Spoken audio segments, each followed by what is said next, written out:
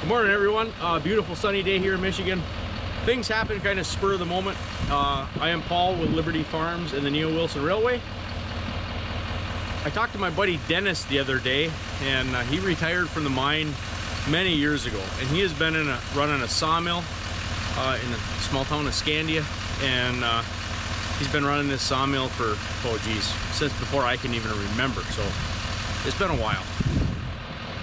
Rumor has it he's gonna start selling some of his stuff and retire again, even though he's been retired for many years. He's been running a sawmill as a hobby and as a business, don't get me wrong. He's kind of a legend in our area. So there's two things gonna happen today. We're gonna do an informational video on the sawmill, but I told him I wanted to buy the sawmill. So for a lot of the newcomers here today, we have a steam-powered flour mill. We're building a steam-powered railroad, and we're gonna add a steam-powered sawmill if I end up buying the sawmill. So this might be cut up into two separate videos of us actually buying, purchasing, moving, setting up a sawmill, and an informational video. We'll see how it plays out, but we're gonna go for a road trip. We're gonna go check this sawmill out. Funny thing is, this road trip is all the way around the block. So Dennis is literally in my backyard through the woods, but let's go check this sawmill out. Let's see what's gonna happen. Your guess is as good as mine today, so it's gonna be interesting. Let's go.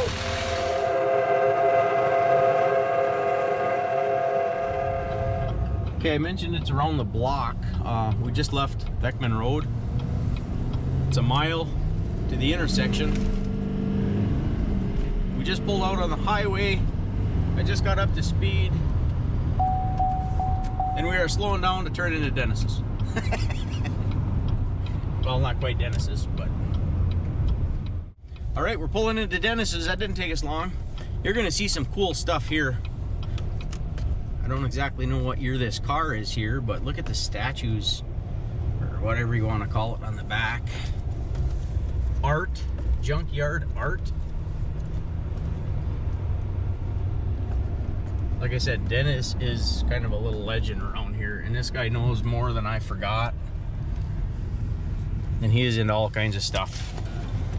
So, let's go check it out. It's gonna be fun.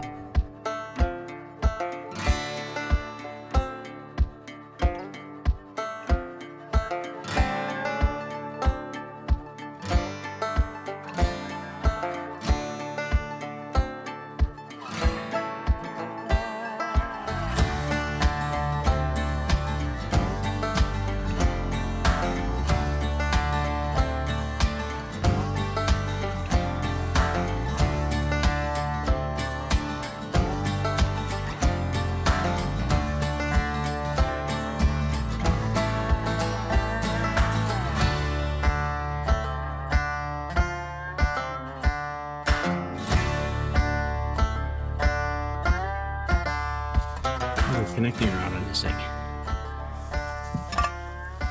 This connecting rod is a monster. Crankshaft.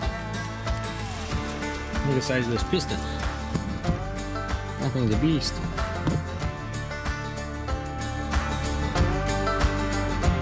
It's super easy to get carried away with all the old school odds and ends out here, including the design of most of the buildings. You can definitely tell you're in a place that prioritizes cutting wood as a profession. But I think we've gawked long enough at some of the characteristics of this place, so let's go ahead and meet the man behind the curtain, which makes it all run. My name is Dennis Takalo. I've run this old sawmill here for 44 years and had a real good time, and I've seen just about everything in those 44 years. And I learned a lot about it, and I have a good time with it. And people come over and ask questions, and I help them out when I can, and it seems to work quite well. This is an old hand-set sawmill, probably made in the early 40s, and it's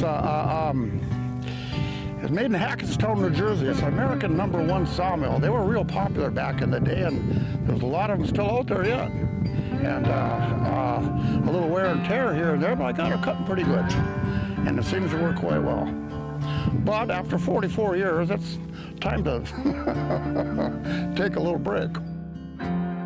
There's a a myth or two about a hand-set sawmill. And the biggest myth out there is a blade has a dish in it and it straightens up. That is nothing but a big myth. It has to be plumb, it has to be straight. And the other myth is that, well, you can guide that saw, you can turn it with the guides.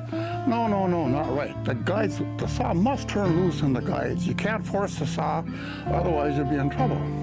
I want to show you right here. This is a Starrett straight edge, so it's extremely straight. So if you look at this, you will see you're not going to get any flatter than that. Where are we? Right there, see? There's no light coming through there. If you turn it this way, it'd be the same thing. To hold, yeah, see? It is perfectly flat. And that's the way it's supposed to be. If you look at this thing, here we are. These are right here. That's a Simon's Super Shank. That was made, designed for frozen lumber. And it has a little extra pocket here along with the gullet, so it holds that sawdust in longer than a regular one. Here's a regular one here. See what I mean? You can see the difference. This is a regular shank. And you can use either one. I don't care for these too much because they tend to throw a little sawdust at the sawyer. This one here will gullet the sawdust and kick it out and tend not to throw it as much. But if you're sawing frozen timber, that's the idea. Because when you're sawing frozen timber, the sawdust will come down and just warm enough to stick on the blade, and then it goes to the log, it gets hot. It's easier for me to have changeable teeth because, you know, when you're a sawmill like this, lots of times you hit a nail, you'll hit something like that, and if you had a solid tooth saw, you'd have to take it off and redo it. With this, I could just change the teeth and keep on going. Half the time you can just file those 2 or 3 teeth out and go replace them the next day or something similar. These are dogs, they hold the log in place. I like this type, I've used many types, but I've never seen nothing more handy. If I'm rolling this log up and it wants to go, I just go like that and it's dogged. You don't have to push it down or nothing. And it's rare I ever use a rear dog if I got a nice straight log. One will hold it perfectly, never had no trouble. But if I got a log with a little curl, a little bent or something like that, well then you might want to use that last dog. Then you might want to saw a flat on the bottom to hold that a little bit better, but I don't do that. I'll take 1 or 2 cuts here and 1 or 2 there, then square that up to 8 or 10 inches and slice that off. If you put the flat on the bottom, it's an extra turn that you don't have to do. On that saw blade itself, you try to keep that as sharp as you can. And the book will tell you if you can cut your fingernail on the edge of that tooth, you got her pretty close. It's got to be sharp, otherwise you're in for trouble, know what I mean? You can get by, teeth a little dull, track a little off, a few other things off a little bit, but you can't feed that log very fast. If you want to feed that thing like it was made to, you got to have everything perfect, know what I mean? People say, well, I got it now, but wait a minute, if you're feeding slow, you can do it, and the boards probably even come out halfway decent, but you're not taking the full advantage of the saw. Now, I can tell if somebody's feeding slow or not. I just grab a handful of sawdust, and if I can see chips in here, I know she's sawing pretty good. If it's dusty, not too good, because it'll make more dust if it's dull and you're feeding slow. I'll put this on there. I won't plug it in, but I'll show you exactly how it works. This would go on like this. Okay. And there you got that tooth right there. And it'll sharpen that. But you got to be careful because this thing, well, this is pretty tight there now, though. It's going to get them pretty close. It's going to get them pretty close. And then, if you want to check them, it's like a chainsaw. If you get that filed a little off to one side, that blade is going to dive on you. So to go in or out a lot. So they got to be pretty square. And the easiest way to check that is, where's my mirror? Okay, I don't have a mirror here. I put a mirror on the tooth side right here, see? hold a small mirror here, right there. I don't have one here now. And then when you look down that mirror, it'll tell you if you're off a little bit. See what I mean? The mirror will tell you, it'll show you one side more than the other side. If the mirror's right on that flat part there, it's got to be perfect. And see what I mean? That thing draws all the sawdust out of the bottom of the blade, kicks up and throws in that sawdust van. Now if I had a chain here, it wouldn't work good because I have to load that van. They give me, I think it's about $300 when I fill that van up. It doesn't take all that long, so that part works well for me too.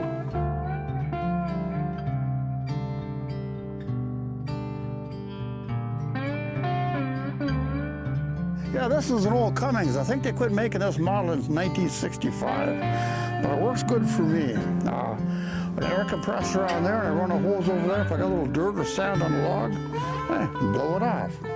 And the reason why they slapped this thing over, everything's on this side of the engine, and they put it in a truck. It was hard to work on, so they had such small hood, so they slanted it over a little bit. I don't know if they make them that way anymore or not, but it works pretty good. It's been there for, geez, years and years and years, and I never touch it. And it runs good. We had to add a mechanical governor over the regular governor, because this one only limited the high and the low. That's all it did.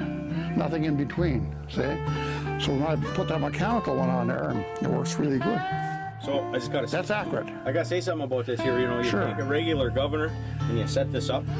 This is the intelligence of Dennis, and just pure genius. He is definitely a legend on these parts. So I have to say that. I've been here since I've been a little kid. It's kind of Yes, you have. Yeah. about a little puppy. Well, did you? When I was young, You're kidding. right from that house. Okay, you're kidding. But able to set something up and figure this all out.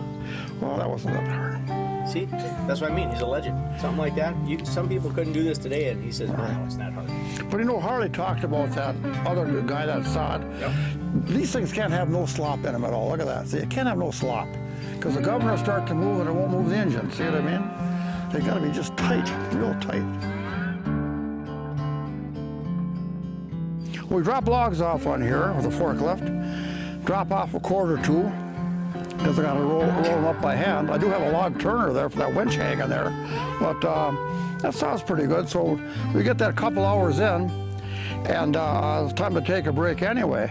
But I've hit 1,000 feet an hour more than once, but I can't average 1,000 feet an hour, because normally the logs aren't the best of the best. So you just sort of take what's out there. But 800-900 feet would probably be an average that I can run that through, because I keep in pretty good shape.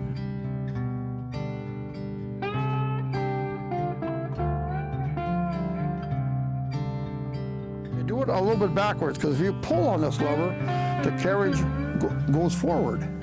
If you push on it, the carriage comes back.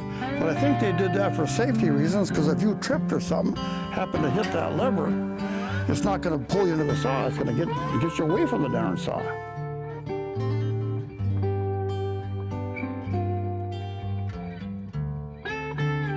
After getting the rundown on the sawmill and how it works, we took some time to catch up with Dennis some more, both on and off camera. We were even greeted by one of the neighbors inquiring about Dennis's work for a spell. It'll be sad to see Dennis retire again, as his skill set is still sought after quite often. But this man has earned it. And something I noticed while taking the drone for a spin, Paul wasn't kidding when he said Dennis was just about in his backyard. You can clearly see the railroad from a bird's eye view on Dennis's property. But anyway, after a brief pause, it was time to grab some more logs and show off this mill doing what it does best.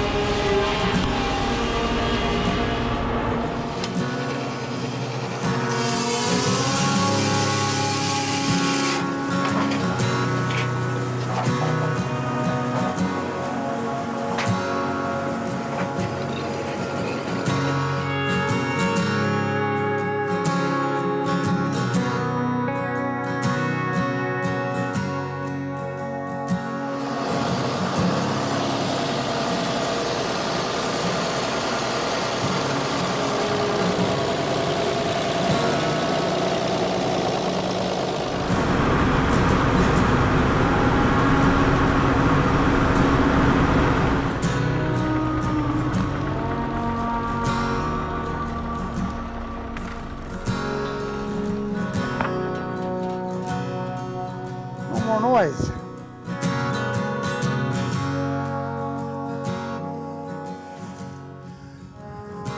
You can leave those on there. You can leave those on there if you want. One more oddball. Well, that cherry sauce pour, eh? Nice looking lot of that sauce pour. That's the way it is. Need two guys on this end to keep up Yes, with you. well, yeah.